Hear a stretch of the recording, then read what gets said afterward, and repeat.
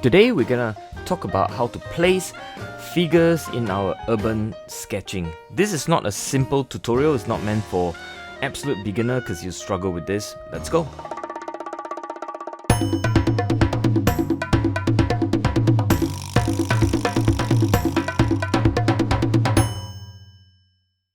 Okay, we're going to start by analyzing this photograph. The first thing to note really is the size of the heads. If I just cut out the heads and put it all, in terms of proportion and ratio, you see that the first head is twice as large as the smallest head, and the two intermediate heads are about 75%, 3/4 of a size in terms of the ratio, and that is the important thing. You got to note the ratio of the size of the figure in the head. So coming back to the photograph, you will see how easily it is to confuse the size of the head. The second thing we're going to do is to look at the horizon line. If you notice the edge of the table, I can draw a line straight through it, and I notice the second part on near the top, and you can draw another line straight through it. And there you can see the intersection. I think that's where the vanishing point is, but just to be sure, take another line on the edge, and you can see that you can draw another line and you'll cut right through to the same point. So that's the vanishing point. With the vanishing point, you can now draw a straight line horizontally across. That will be your horizon line. I have a video on this, you can take a look at that. But why is this important? Well, if you look at the heads, you will see that the heads observe the same size and horizon line as well. So that is the important thing to note. So in other words, the heads and the bodies and the figures respect perspective, just like buildings. Of course, they move, which makes it complicated, but the essential idea is the same, that the heads, the size of the head, and the lines that you can draw across the vanishing point, they respect the perspective rule. Most of the tips I'm going to give you about figures drawing in urban sketching scenario will be in this part of it'll be in the drawing part of it. We're going to start with the figure on the left. You can see the lady with the black top and red pants. And we don't even have to give lots of details, but the broad figure of it. The most important thing is the ratio of the second figure. As you can see, I'm putting in the ratio of the man sitting down looking at his phone, and then I connect the two with a whole bunch of stuff. Some are made up, some are just what I observe from the photograph. Some of the information on the photograph clearly has been lost, but I'm just using my memory and my imagination to kind of just fill up. And it's basically a fridge with all kinds of canned drinks inside. And with that, what you're doing is you're putting down the size of the shapes, and basically they are relative to each other. The figure in yellow, the yellow t-shirts with mask on, the man holding a cup with the hair of the woman in front, just about to scoop something and eat something. You can see that it's all relative in that sense. And I'm putting it down in the sense that they are all relative to each other, the size and the positioning. There's a video that I've made about the eye level, and as you can see from the design itself, you would see that the person sitting down and the person standing up, the head are not level. I think in this case it's quite clear from my earlier study of the horizon line and the vanishing point, the line that cuts through the standing lady on the left, and by that all the lines I'm drawing perspectively runs towards the vanishing point.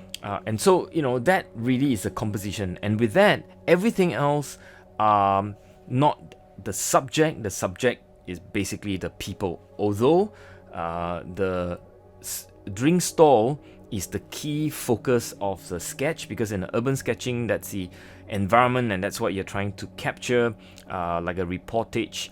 But when you put figure in, you need to make sure it tells a story, and you need to make sure that the size and the positioning are all relative to each other and is believable.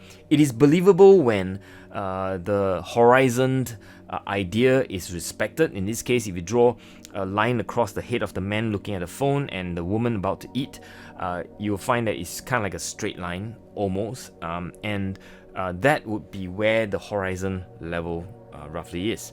Another tip that you have to be very careful with is the size of the head. Of course, nearer to you would be much bigger than the man sitting much further away. As you can see, the size of it is not just double, but it's almost more than 4 times if you like. From a sizing perspective, it also has to respect the horizon slash perspective. In other words, the two heads are in perfect perspective. If you draw a line at the top and draw a line where their neck is, you will find that they all respect the rule of perspective. Rule number 3, when you're drawing at this level of the figure, don't fret too much about the fingers or the tiny hairs or the spectacles or glasses and things like that. All you're trying to do is to capture a scene where there is clearly heads and mask and t-shirts and hands and legs if you must, but that's about it. I mean, any other details, they are distraction, and you might even get into trouble if you start drawing the tiny fingers and try to put rings and watch and whatever not. When you are looking at a scene at this level, it does not make sense. As you can see now, I am just putting lots and lots of detail into the drink store, that being the focus, and I'm going to leave blank the rest of outside, and not going to put too much attention to it. And later when you see that when I paint, I'm not going to put colors, I'm just going to leave them pretty much either blank, paper white, or just very bland neutral grayish sort of color, right? So I've finished drawing and I'm going to start painting once the ink dries, which takes a few minutes. Some of you may have seen some of my other videos on shadows. You can see that the first thing I want to do is to capture where I think the shadows will be, just to put in around the refrigerator, around areas where there are shadows and there are no lights, where the lights doesn't hit it. There's not much of a natural light in this scene. They are all either fluorescent light and therefore very cool. And you can see on the right hand side, mostly including the persons, they are all in sort of shaded area. So by putting in the shadow, I know exactly where I will have to make sure they are all they're staying gray, and they are just going to be in contrast to the pure color. I will be putting in the pure color of yellow, the pure color of blues, and so on and so forth. So when you think about shadows, oftentimes people would put shadow last after they have put in all the interesting colors. But I think sometimes to make your interesting color pop is actually more interesting to put the color, the shadows in, right? And sometimes I put a dark in as well. In this case, the hair and the dark, t-shirts and stuff like that. I'll lay down the first wash as well. I'm now going in to put in where the tables and spreads, but it doesn't matter. It's at the edge of the design, and I don't really mind even if it spreads a little bit, giving the soft diffuse look, which is preferable. If it's on the edge, it will not take too much attention or attract too much attention because it's not the area of focus. I'm putting in some of the darks as well, even though in the shadow you can still see different layers of darks, and that's okay. Putting in the stripes, the person sitting down, the man sitting down, and some of the plastic bags and whatever not. Yeah, in Singapore we still have plenty of plastic bag. It's not very sustainable. I think we really need to think very hard about what we do with plastic bags and stuff like that. Okay, coming back to the sketch, I put in all the dark table stands, and also the bars that holds up the chairs, and a little bit tiny detail here and there, just to give it a bit of a layering in terms of the shadow. That's it basically, right? And as you can see, I'm using some of my very small brush. I think this is a number 2, to draw with my watercolor, right? The shadows, the various layering, if you like. The beauty of watercolor is that you can layer till the cows come home. You really can. You can layer it. As long as you're using transparent watercolor, you can lay it many rounds before your watercolor becomes muddy and dirty. But the moment you throw in opaque colors like cadmium and some of the Holbein colors which has white in it, immediately you will see that the color become mushy and it becomes opaque and muddy. that's not a good thing, and it will not stay clean. But most of my colors are transparent, so I can layer them as many layers as I want. It will still be nice, either wet on wet or dry on wet on dry. It doesn't matter. Usually I try to wait for the colors to dry a little bit. Sometimes I don't. If I want sort of a mixed effect, which is usually quite nice as well, because you get a sort of a nice texture. Lots of the the stools are put with a yellow stools are put with a red tape with an X over it, indicating you can't sit. That's just the COVID situation that we are still living in. I think it's happening in most places still, but in Singapore, a lot of seats are social distance, so you can't sit on those marked X'd basically. So I continue to layer, and I'm painting the logos and the brand and so on and so forth, and keep going with various colors. It's becoming a bit of a rainbow colors, if you like. At this stage of sketching, I'm finding it very therapeutic. It's just switching off my brain and observing the scene of photograph in this case, and I'm just putting in the colors, mostly thinking in values and edges. Values as in how dark they are, edges as in where I need to soften the boundaries between two shapes, and so on and so forth. And it's kind of just let the brush dance around. I don't even bother to change the brush too much actually. Some design in the shadow, if you like, or in the shade. And yeah, I mean, it's kind of like just putting in what I see at this point.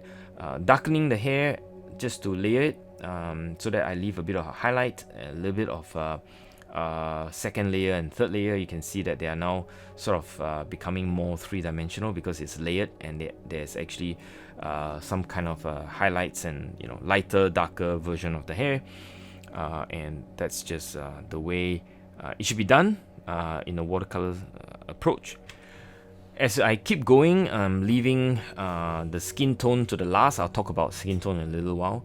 I continue to make darker and darker sort of approach. This is very traditional watercolor approach, right? It's just darker and darker as you go. You can always go dark first and then go light, but that's another recipe. I do that sometimes, you can see in some of my sketches. But this is just a traditional way of doing watercolor.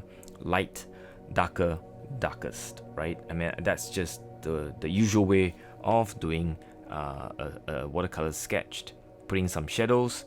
As you can see, the skin tone now, it goes in with a bit of a blue. It looks like Smurf, but then I very quickly load in a combination of Naples yellow and quinacridone roast. As you can see, when it dries, it actually looks a little bit more like skin tone. Same combination, blue as a base, drop in the mixture of Naples yellow with quin roast, and that goes for all the faces, the hands, the legs, and so on and so forth. Basically skin tone. I learned this from Don Andrews. I took a workshop with him in Chicago some 4 years ago. Not Chicago, it was Michigan, and I thoroughly enjoyed the 1 week I spent 5 days with him, and it was wonderful. And I learned many tricks, one of them being this idea of making believable skin tone. Lay down a cool wash, load in with the skin tone colors, and because of all the combination, you will get a very believable skin tone. So I keep progressing the sketch, observing where I think I've missed stuff. The bottles are coming into shape. It's multicolored. There's green, there's yellow, there's brown, there's black. And I'm just laying down as I see it. Not much thinking going on at this point.